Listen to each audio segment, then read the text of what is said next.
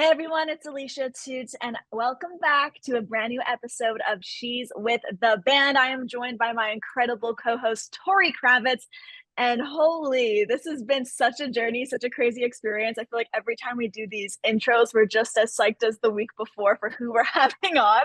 So first off, before we get into that, how are you? What's new? Fill me in. Let's go. I'm good. We're both traveling at the moment, hence the lack Yeah, of neon pink lights behind us. I miss Um, it.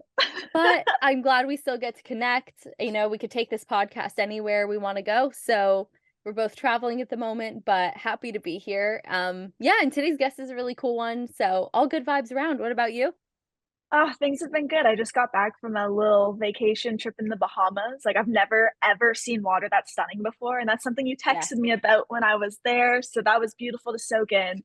Was eating breakfast by the ocean. I dove into this new George Harrison memoir. Well, it's not new; it's new to me. But it's called "I Me Mine," and it's where him and his daughter kind of co-wrote the book. It highlights every single George Harrison song. And let me tell you, Tori, I've been trying to get my hands on this book for like 2.5 years.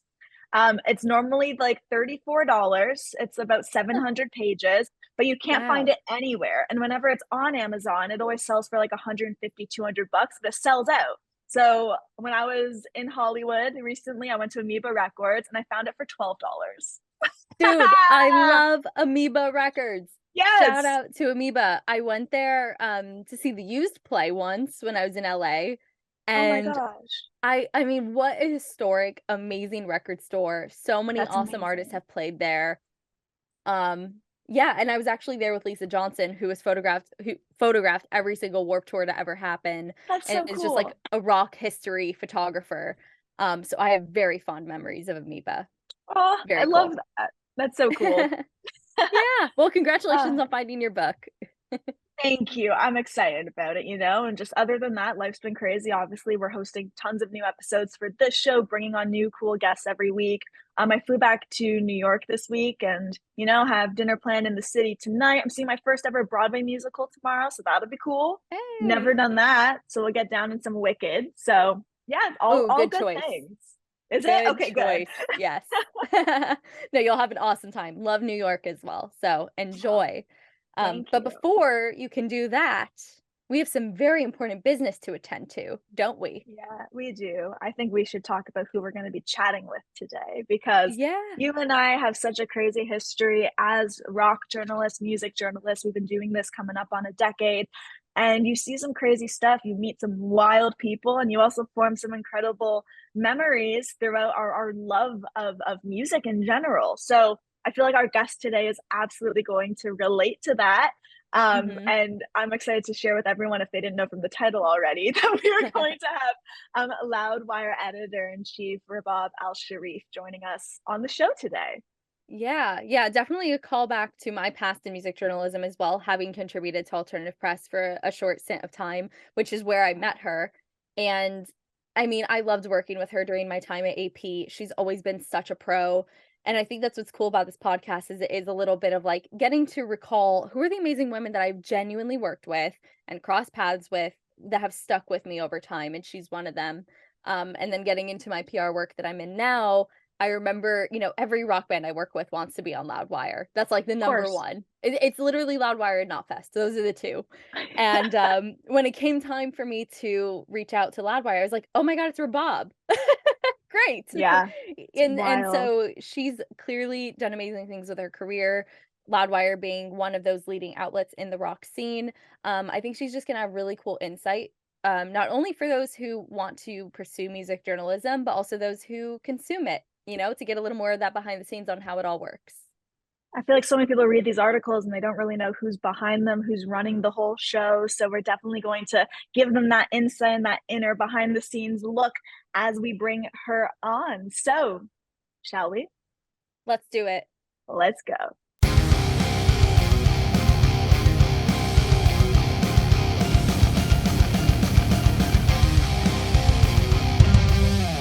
And we are joined right now by Rabab Al-Sharif, editor-in-chief of Loudwire, and her cat. This is Charlotte Al-Sharif. Hi, Hello, guys. Hi, Charlotte, and hello, Charlotte. Rabab.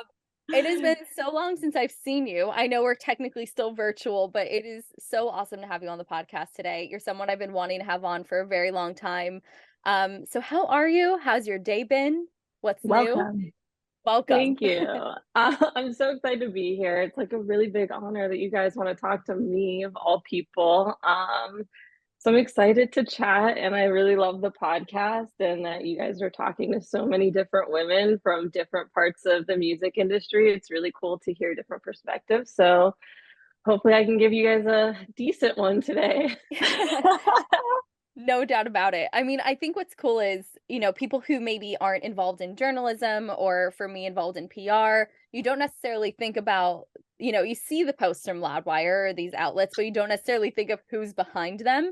And lo and behold, there is a powerful woman behind it. And I think that in itself is like you deserve that kind of recognition because what you do is so awesome for the scene. So, Oh, thank you. It's so funny because so many people do not realize it. Like they are so shocked and surprised. Like, wait, you run Loudwire? And I'm like, yeah, for like years now. Like, yeah. it's funny. But yeah, it's a woman back here. Yeah. And I mean, honestly, one of the most influential online outlets of our time. I Oh think yeah. for me, not even coming from like a PR standpoint or Alicia and I being journalists, like I genuinely get my news from Loudwire. So The Thank you. amount of No, the amount of times I would be researching for an interview or wanting to find background information, like there were three that I would always go to, and Loudwire were a consistent one over the years. So the fact that we now have you here, it's very full circle for both of us. I'm sure, Tori, you did the same thing. yeah, I mean, I know the first time I sent you a pitch, I was like, I can't believe I'm sending a Loudwire pitch to Rabab. This is wild. Like when I realized it was you behind it, because I didn't know for a long time, because you and I go back to the AP days. We were working Yes. together at Alt Press. Yeah. And then we went our own ways and did our own things in the industry. And I didn't really know where you were at or where you had moved on to. And lo and behold, I would like no shade, but I'd like to say you upgraded. Thank you. I definitely did. It's so funny because like I did like kind of quietly like just disappear and go to Loudwire, and I didn't like make a big fanfare about it. And there's like a lot of different reasons, but we won't get into it of why that happened. But I always um I grew up in the Warped Tour world, like Tori just said. We met when we were working at AP. And that's kind of like the scene that I was in when I was a teenager. But I have three older brothers, and they are all metalheads. And so that's like always been a part of my life. Two of my older brothers are like a lot older than me. They were like 13 and 11 when I was born. And so when I was in like kindergarten, my brother was a senior in high school, and I remember them going to like see Metallica in like 1995 or 96. Like they taught me how to headbang to dry my hair when I was little because I had long hair. So it's always Wait. been I've part of never my headbanged to dry my hair before, and we all have it's some pretty luscious locks. Like, is there a technique you can walk me through? you Because have to like it's like for real, like you got to do like windmill, like there's like really back, hairography. like full body, and it actually works. Like I still do that to dry my hair when I get out of the shower. I'm just like give it a quick like few flops. Amazing. All right, we're putting that into That's a effect beauty starting tip for you tomorrow. guys today. Dude, I knew I was gonna learn something new from you, but you always surprise me. Look at that. So So yeah, yeah, I mean, how did you end up? I would love to start with that. Like, so your brothers brought you into metal, showed you the ropes. Then when did you realize you wanted to do more than just enjoy the music? You wanted to be a part of the industry. Um, I think it was like a dream since I was very young. So like my brothers were into metal. I had to be rebellious and like my own thing. And so like I got into like Warped Tour music. My first favorite band was Good Charlotte. And I was like obsessed with them when I was probably like 12 or 13. And it's really funny because it's all come full circle now, but um I got my first issue of Alternative Press, and I think it was I want to say it was like 2002 or 3, and Good Charlotte was on the cover, and my best friend's mom, we like both were obsessed, and like that was like our thing together. We're still best friends, dude. We've been friends for over 20 years now. but her mom got us both the cover, and that was like the first time I'd ever seen anything like that. And I like quickly became not just obsessed with like Good Charlotte, but all these other bands and also alternative press and the writers there. So I remember like Trevor Kelly and Leslie Simon. Those were like writers when I was growing up, and I wanted to be like them. And so when I was very young, I was like, I'm gonna like write about bands someday. Like I want to interview my favorite bands. And I feel like when something is kind of meant for you and you're passionate about it and it's always in the back of your mind that it's something you love, you'll find your way back to it, whether it's takes a year or two or, going through all of that training and studying and here you are now, That's wild. Not Yeah, always and a linear path. I think that's important to remember, especially in entertainment journalism specifically, because it's very hard. There's a lot of people that want to do it. And so there's like a lot of competition. And it's like you said, if it's meant for you, like you will find your way back to it. It will pull you in. Yeah. Like It finds a way. Yeah. Yeah. No, I remember starting my blog and thinking there are so many people who are out here doing a similar thing. So many people reviewing records or going to concerts and concert photography. And, clearly all of us just stuck with it and found a way to work out. We were resilient through and through, going up to a decade now for me. I think similar for you, Tor, like 9 or 10 years. So hearing that you had a very similar experience is very neat because we often are interviewing musicians on this channel and on this show. So to hear from a fellow journalist who's gone through the ringer, that's awesome that you just found your way back. It's like, no, this is what you were meant to do. You were meant to write about this passion of yours. Yeah, and it's so funny because I mentioned that the first issue I got of alternative press was Good Charlotte. That was like my favorite band growing up, which is so funny because it's like they were always like everyone was like, oh, they're posers, blah blah blah. And now people are like Good Charlotte are so cool, and I'm like, whatever. I knew all along. Yeah. But the first interview I did when I started alternative press was Benji and Joel Madden, and I was no, like, it wasn't. Yeah. No, it was. Wow. Okay, wait. Bring us to that moment. Were you geeking out so hard inside? Because I know for our first interviews, we were nervous wrecks. And of course, as the years go by, it's just, all right, you show up, you do your thing. But that must have been the most stressful, pressured situation for you ever. Because like you're trying to fangirl, but you're trying to do a job. Like, what was that like? I was like dying, and they did it on purpose because I told them the story about like this is like the first issue I got, whatever, and they were like, "Oh, well, now that you're here." It was when Andy Biersack was releasing like I think it was the first Andy Black album, and they were featured on it, and they were like, "Oh, why don't you do this like Andy Black feature, and you're gonna interview some of the people that he collaborated with?" And then it's like Benji and Joel, and I was like, "Oh my god!" But honestly, I said before I started the interview, I was like, oh, like you're basically the reason that I'm here. And they're honest to God, like you meet a lot of people and sometimes people can be disappointing. They're very down to earth and so respectful and thankful all the time. Like Benji sent a note after the interview, like a very nice note that was like, tell Rabab that I really enjoyed talking to her. I was like, oh my god, I'm gonna freaking die. And now like I've crossed paths with them many times throughout the years, and it's so even at Towns, like when Town Square is the company that I work for now that owns Loudwire. We were doing a call with them, with Benji or with Joel, and they get on the call and they're like, oh, this is Rabab, and he's like, I know who Rabab is. I'm like, why the fuck does Joel know who you are? I was like, because I am a professional, lifelong Good Charlotte fangirl. Oh my goodness. Cool. I mean, it's neat too, because I know for me, I recently moved and I set up a new work desk where I'm at, and I have my first issue of AP on my desk as well. Because similarly, it was such a pivotal part of me getting into the scene, and at the time it was like the leading voice of all the heavy music, and it was like, where else do you get that news? That was like the ultimate source. So very wild that both of us like that was such a big part of our growing up. I'm sure most people in the scene could say the same. You can have a terrible time at a certain job or a certain publication or something, but you have so many takeaways, like the incredible people you get to interview, the idols, the friends that you make.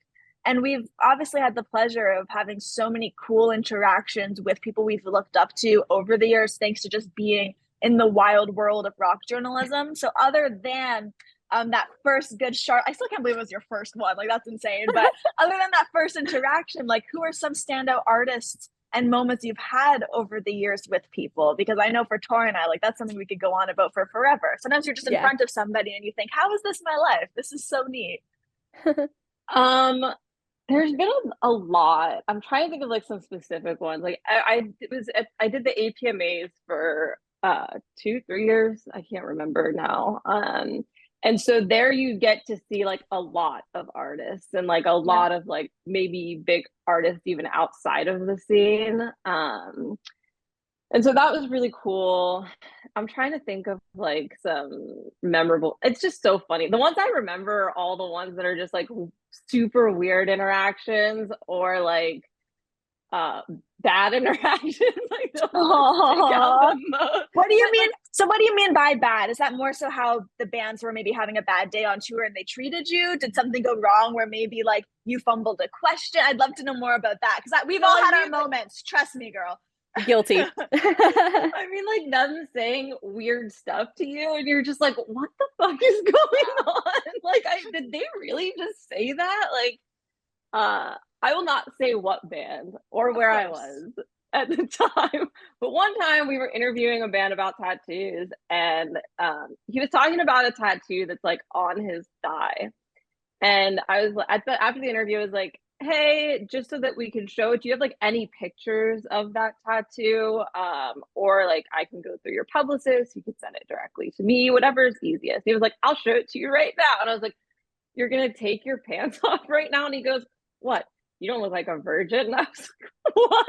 And then he goes, you don't look like a whore either. I was like, what the fuck is going on? Oh my gosh. Honest to God, like it was, looking back, it's like it's so funny, and like there's stuff like that where it's like you can either like be like, oh my God, this guy, he was older and like did like to him it like wasn't even anything, like he was just being him. He wasn't even trying to like hit on you. He was just trying to be funny. No, and it was just a joke, but it was like a joke that didn't quite land. No, it was a joke. Like that's just like the first thing that like came out of his mouth, and I'm like, what? Like, what? Why is that the first thing you said to someone? Oh my God. Yeah.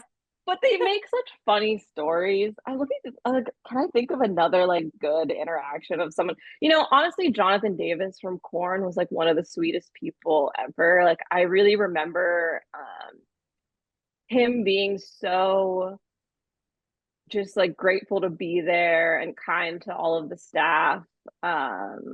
And just like I remember walking away from that and being like, wow, he's a really sweet guy. And you've mentioned this, Alicia, but sometimes like people just have a bad day. Like sometimes I have a bad day, and like I'm not gonna be like nice and smiley and like all the time. So like, you know, it's you have to be understanding that like sometimes people are just doing their best to get through the day, and like you just, you know, try to treat them as well as you can. And some people are honestly just dickheads. It's like, you know, so it's just we've seen it all, haven't we? It's like some of these people, they're artists, and so they have like wild ideas, and I always love when they're just like so weird. You meet them and you're just like, that's a weird dude, or she's just weird. I think of one, we had Mayhem come in our office at Loudwire, and I remember being so scared because it's Mayhem, and it's like, what are they gonna be like what's it gonna be? Honestly, it was one of like, I don't want to give away too much because like it's like, you know, the fun and the mystique, but he was like telling us stories about, he's like, when I die, I'm gonna get made into a diamond, and like tell us this whole story about this. I didn't even know that was a thing when he said it. Now like I see stories about it, I'm like, I always think of him, I'm like, oh, he's gonna be a diamond someday. Wow. Like good old necro butcher. Sometimes it's like you hear about like people having a reputation, and then you meet them and you're like, oh, like they were like, I guess a good example of that would be we interviewed Ivan Moody from Five Finger Death Punch. Mm-hmm. And you know, like he's had like struggles, and like, I mean, it is life, but he had a reputation of being like kind of wild. And so like, again, you don't really know what to expect. He was so nice. Like I was like, he was just one of the most polite musicians I've ever spoken to. And so again, it's like you have to like really go into things with an open mind and expect the unexpected, because sometimes people who seem really nice aren't, and sometimes people who you expect to be like a lunatic are actually like the sweetest, kindest people you'll meet. But I do want to also touch a little bit on what you do for Loudwire, because of course most of us know what the term we know the term editor in chief, but maybe not everyone knows what that entails. So I'd love to know a little more about your primary roles that you take on at Loudwire and how much say you have and what's going on that we see on our Facebook feeds every single day.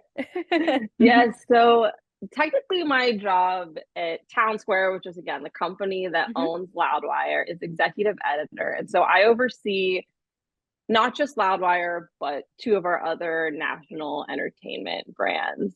They're called Pop Crush and Screen Crush, and one is for pop music, and one is about TV and film movies. And so basically, I oversee the editorial of all three sites. So, like, what goes on, what our social strategies are, what our editorial content planning calendar is going to look like, who the writers are going to be. So I help out with all three of these, but my biggest focus is Loudwire, and obviously that's like why they hired me, is because of that. Like I do love pop music, but my love is rock and metal, and so that's Yeah. like my primary focus.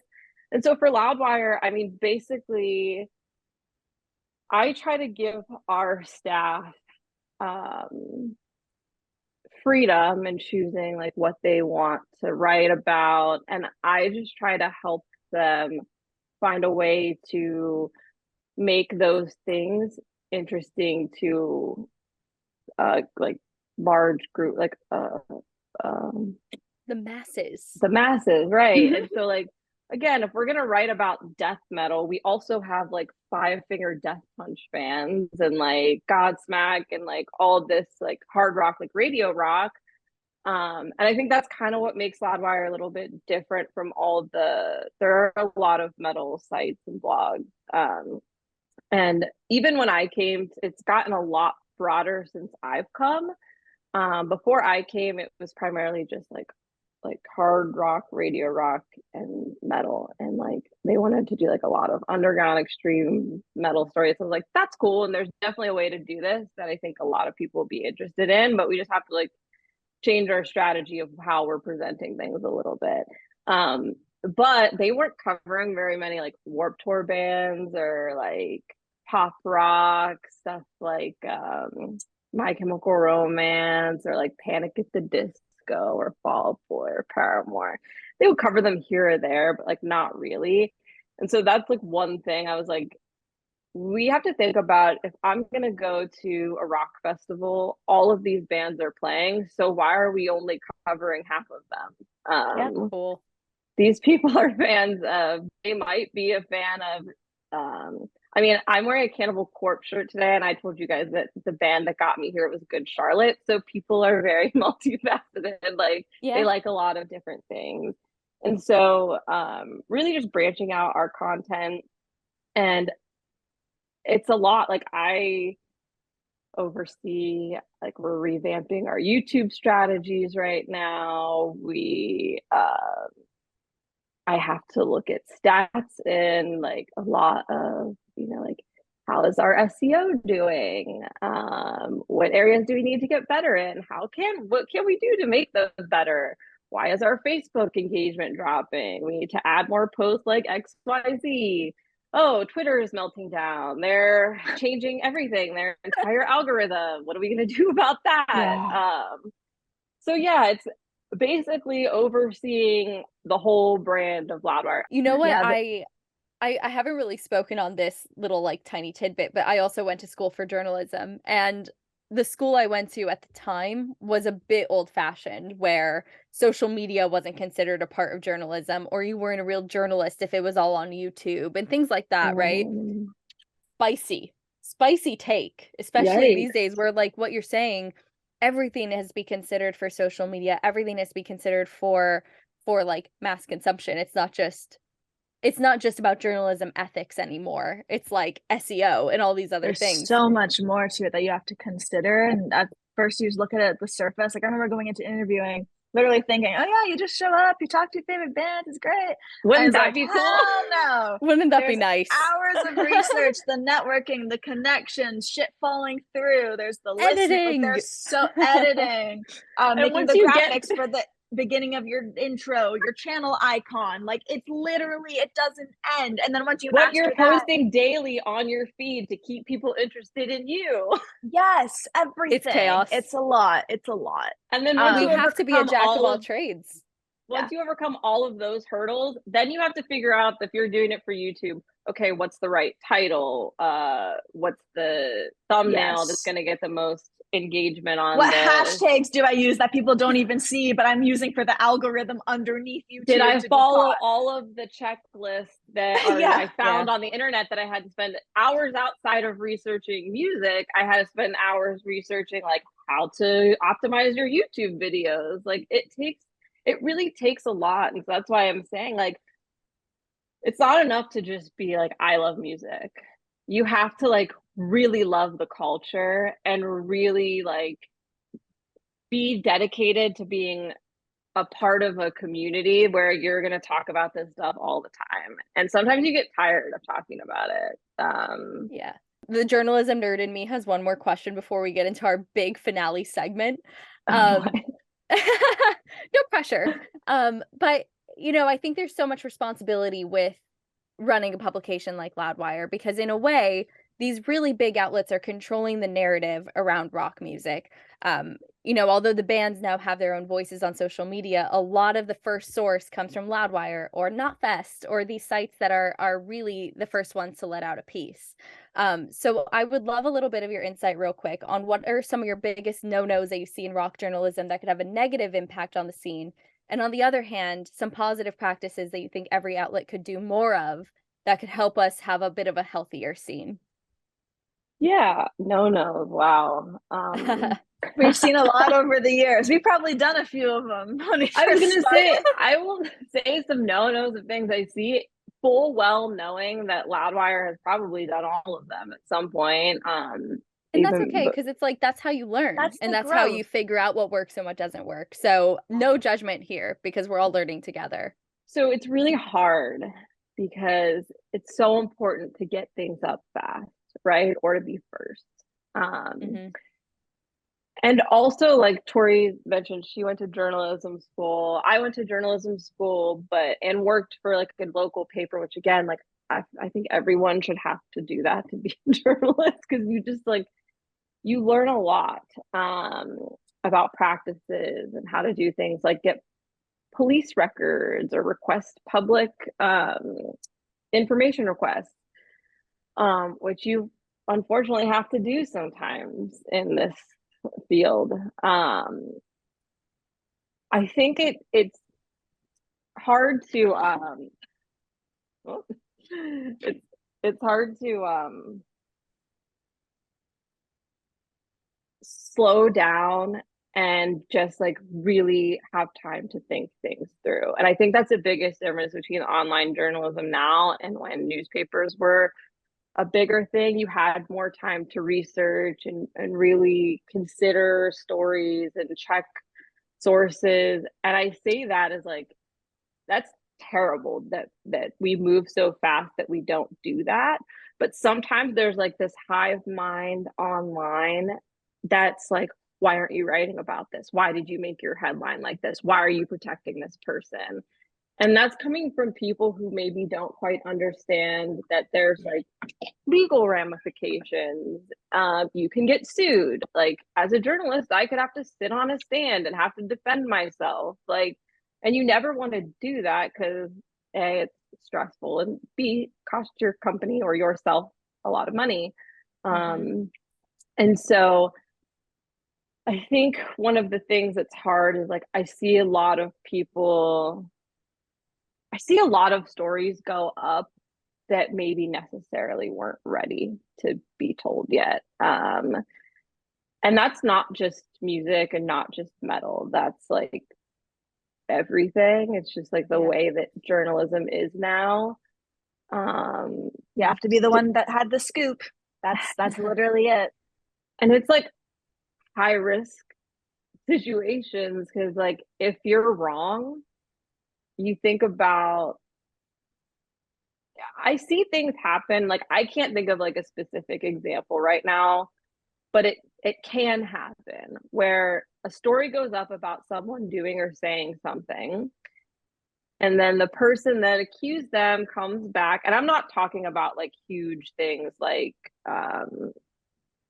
sexual assault, domestic violence stories, things like that. Like that has to be well researched, and before you can publish something like that, you have to do the work to make sure it's a solid story, not just to protect yourself, but to protect the people that you're writing about, because it is not going to help them if someone can find some hole in the story and push that and discount the whole thing. So it has to be rock solid, which a lot of people don't understand. That's why these things take so long. I think really the moral of the story is if you want to work for one of these major publications, I mean, I know there was some fluff in my journalism school, but I think everyone who's a writer needs to understand journalism ethics and law.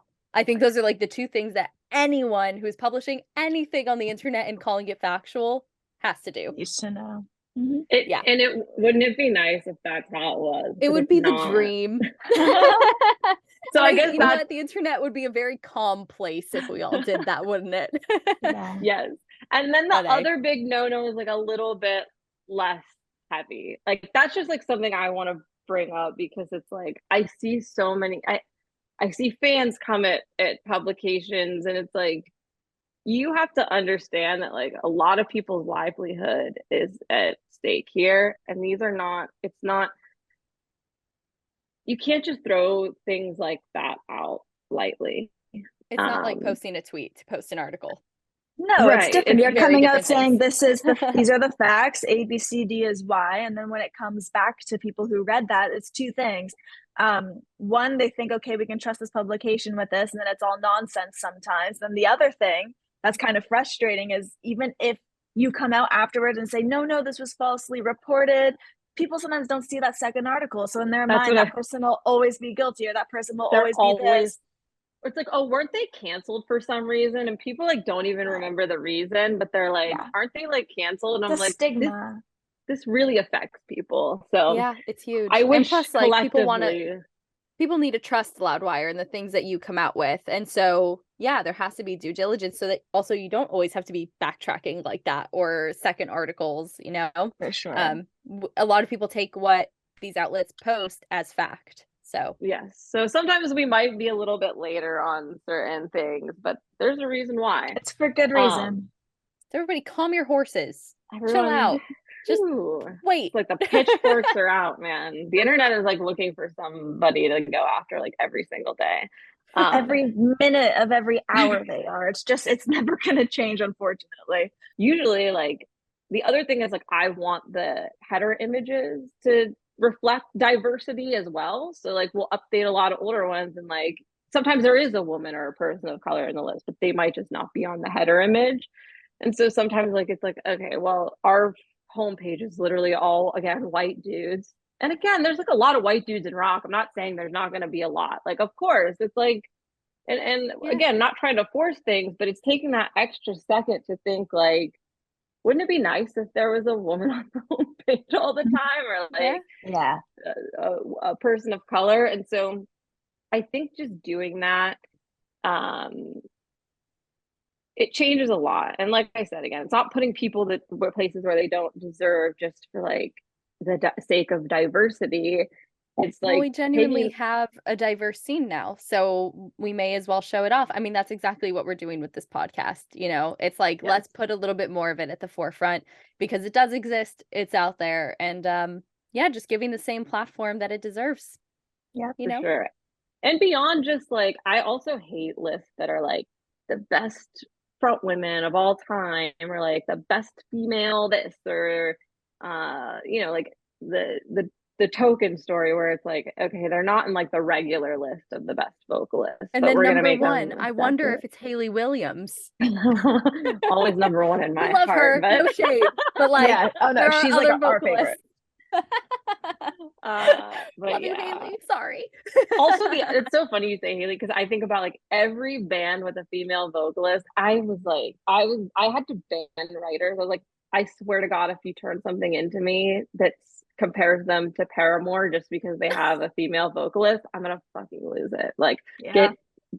think harder. I Use your little remember brain. Think I harder. remember like 6-7 years ago when I was doing album reviews, and every press release I received that literally had to do with a female fronting a band was, they're the next Paramore, or nuances that remind you of Paramore. And I'm like, okay, there are so many other people you can choose from. Just because they're in this genre and have dyed hair does not mean that they are going to sound like Haley. It's just not the case. Or the instrumentals sound nothing like them. Yeah, you know? that's what I'm talking about. Like, I mean, the Alicia, actual band sounds nothing like Paramore. Yeah, it's ridiculous.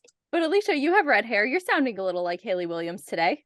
I mean, that's like the best Hey. compliment you could have ever given me. So everything we said before this is scrapped, and I will take it. Well, speaking of female fronted, it's your time to female front our jaw-dropping segment. Oh boy. Hey. So this is a little speed round where we're going to ask you 4 questions, and you have to give us some answers on your most jaw-dropping moments throughout your career. So the first one is, what is the most jaw-dropping experience you've ever had at a show? Oh man. Do I give you the Jeopardy music? Yeah, Jesus. A jaw-dropping moment at a show. Mm-hmm. I feel like I've seen so many crazy things. I'm gonna say my most jaw-dropping moment, and I don't know if it was good or bad. So my favorite band is Every Time I Die. And RIP. I was at the season, like the last show they played together. Me too. Oh my gosh. We should have Very hung out. cool.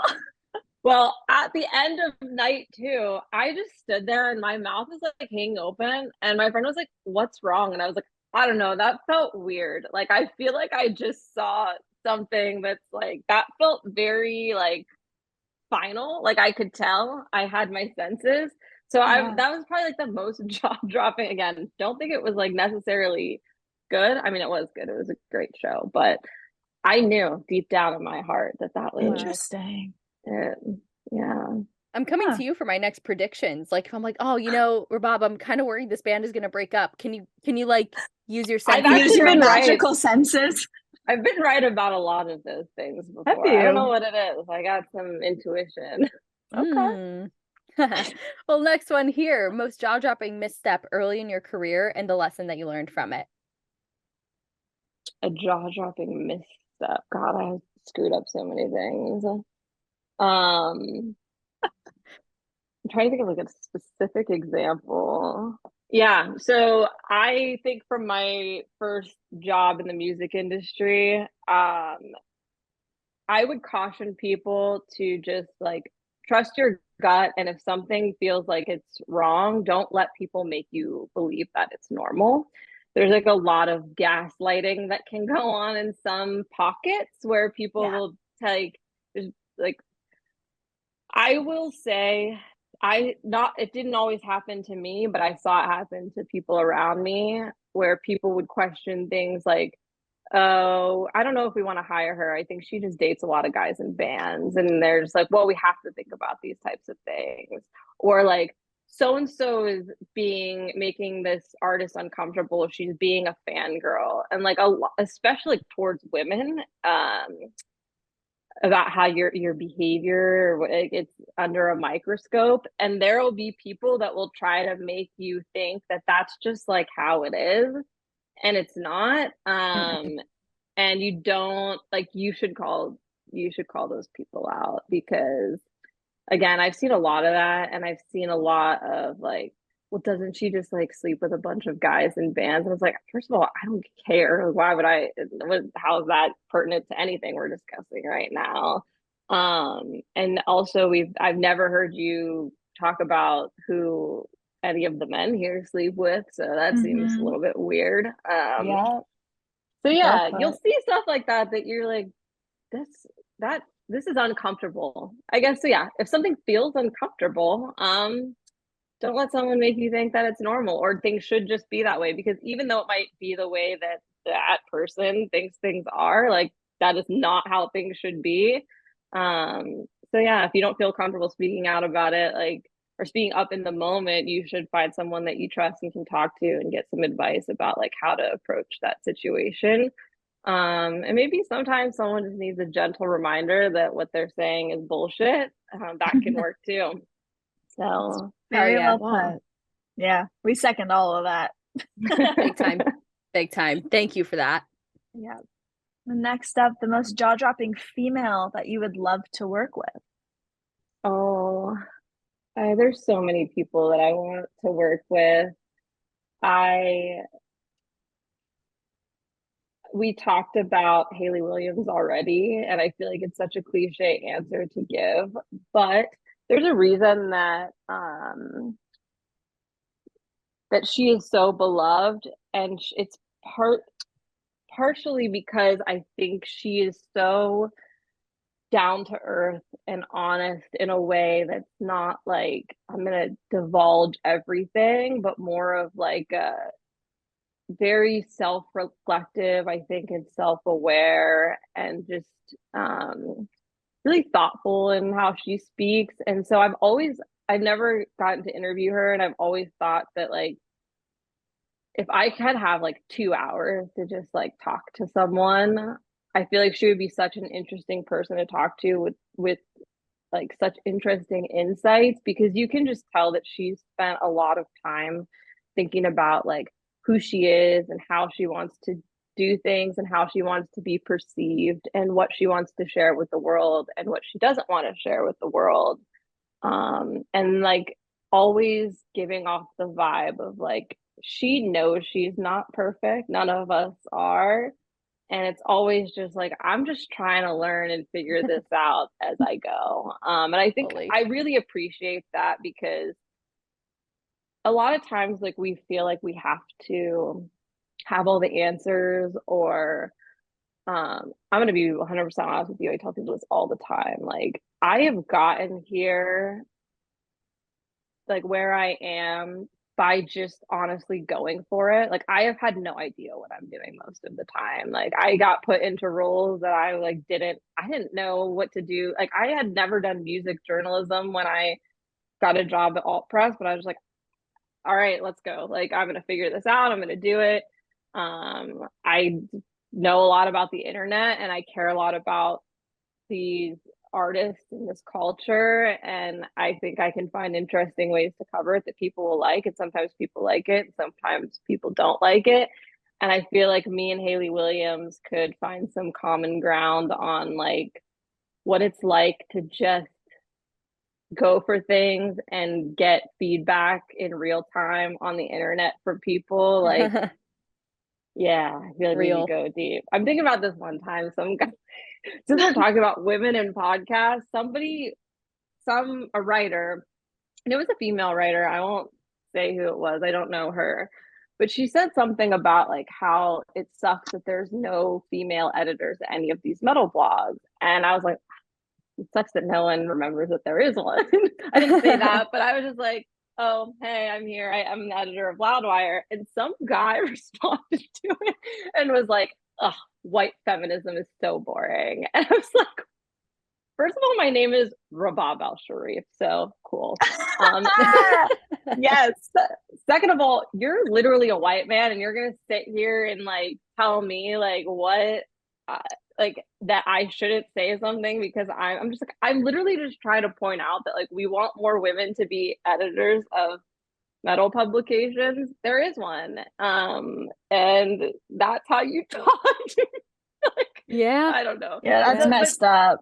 There's like a lot of people on the internet. I've had people say some of the like worst things. We tried to do during when Black Lives Matter was big. I did like a op-ed, I wouldn't even call it that, on like the Confederate flag, because it's been a big part of rock and metal history.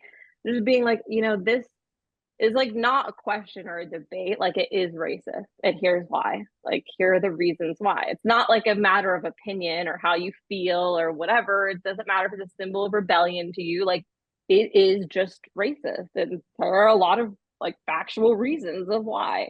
Oh my God, the letters we got from people. I can only imagine. It must have been I the mean, most it's frustrating, irritating thing. Yeah. it's just an inevitable part of anything you post on the internet. I think we as Exactly. content creators just have to buckle up and be like, we are speaking our truth. We're doing what we got to do and what we know is right. And what anyone else has to say is their fair right to say it, but like maybe don't. Yeah, and Maybe you don't. have to have like a tough skin, and you have to like, it could really just like mess with you. And I see it happen to writers a lot where they're like reading comments and people say some wild shit on the internet. Um, but I think you just like have to remember like what is my purpose? Like why am I here? Why am I doing this? And is it worth this backlash or this consequence of that people are going to have about every single thing I write, no Well, matter if it's like lighthearted and fun or serious. this kind of perfectly goes into the last question, which I'll let Tor take home, but it's kind of Yeah. like, I didn't mean to cut you off. It's like the perfect way to intertwine things. So Let's I'll go. leave the floor to you. Yeah. The final round of our lightning round. I don't know what it is. Anyways, we're here now. The most common misconception about you or about Loudwire that you wish people understood. I think so. I've done like a pretty decent job, I think, of staying in the shadows. And part of it is because of what I was just saying. Like, it's been hard on me at times to see. It's one thing if they say it about Loudwire, but it's like another thing if they say it about me. And not that I like believe what people say or whatever, like, or it affects me that much, but it just can be really taxing on you to have people saying negative things about you all the time. And being a woman, I know, and having a name like Rabab Al-Sharif, I know that there are much more hurtful things than you're an idiot and you don't know about metal that people might say to me. Um, and like, I just don't need that kind of negativity in my life. And for every person that does that, there are so many people that have like reached out to me. Like, I didn't even know, like, I never figured anyone would know who I was or have followed my work or what I do or anything like that. And I've occasionally had people reach out and they're like, oh my God, when you were at Alternative Press, it was like so cool to see someone who doesn't like just a white man working for them and writing about this and doing that. And that's always like really been touching to me. And so yeah. I think the misconception that is about journalists in general, not even just me or just Loudwire, is a lot of times it's easy for people to forget that the person behind the writing that story is somebody that is just a normal person like you that has a job that they do every day. And yes, that job is seen as being maybe like fun or cool to um compared to like a lot of other jobs, but it's also still really stressful, and like we get goals that we have to meet, and we have to stay up to date on the current of social media and journalism and trying to keep people's waning attention spans. And there's like a lot of other stressful things, not to like complain about it, but just to like remind you, like, these are people that are just trying to have fun and make a living. And some of the stuff I see people say is like, I can't imagine ever, online or otherwise, speaking to another human being like that. Yeah. So it's Yeah. kind of like weird and scary. And I see it too, like Lauren, who works for Loudwire, is like Love her. my like my Shout out to child. Lauren. I love you, Lauren. She started literally a few days after I did at Loudwire, maybe a week after I did. And so we've been together here this whole time. And she is so, not that she's like, I mean, it's so funny because she actually is kind of like a little bit reserved and private in person, but she can get on camera and like I can't do that. Like that's why I'm so nervous today because it's like really hard to like put myself out there for the world to see. And even I see some of the comments people make and like a lot of them are like fine and normal and some of them are just like, you know, people are like, "Oh my god, she's so hot. This chick knows about metal, whatever." And I'm like, "Okay, that's like fine." And some of the stuff people say, I'm like, oh my God, like what in the world? Who raised you? Yep. You have Well, to. you Can know you what? imagine like if your mom was on or your sister or somebody you know or care about and somebody's saying that to them on the internet? Like Jesus. And I know you guys know this too, but it's like Yeah. It can be a Well, you know lot. what I think what's cool about it is like, first of all, thank you for coming on today. I think it's really good to put a personality and a person and just a human being to the name and to Loudwire sure. because with that comes more empathy and understanding for each other. So honestly, I like hope I'm so so. glad you've Please been be here nice today people. to share your story and share more of like what goes into everything that we see online because it can be easy to think that there's maybe no love behind it or that's an algorithm or all these I don't know random crap that people come up with but you're real and you know thank you for sharing the tale today. Thank you Yes. guys. Thanks for having me. It was a lot of fun, and I hope that people just remember that all of the entertainment personalities and hosts and journalists that you maybe like or follow online are all just normal people that love the same thing that you do and want to create a community and be nice. Yeah, be kind. Period. Be And if I see a single kind. mean comment on this episode, you clearly didn't get to the end of the episode. They didn't listen. Or you're just a dick. Well, as we were saying, thank you so much just for coming on. And I know it wasn't the easiest of things for you. So it's just the fact you're able to open up. It's been lovely. So of course, everybody don't forget to follow her online along with Loudwire for your daily news and awesome articles. And also don't forget to follow us on socials at Tori and Alicia and check out new episodes that drop every single Monday on KNOTFEST.com. On behalf of my lovely co-host Tori Kravitz, I have been Alicia Atout, and we will see you right here next week on She's with the Band. Bye.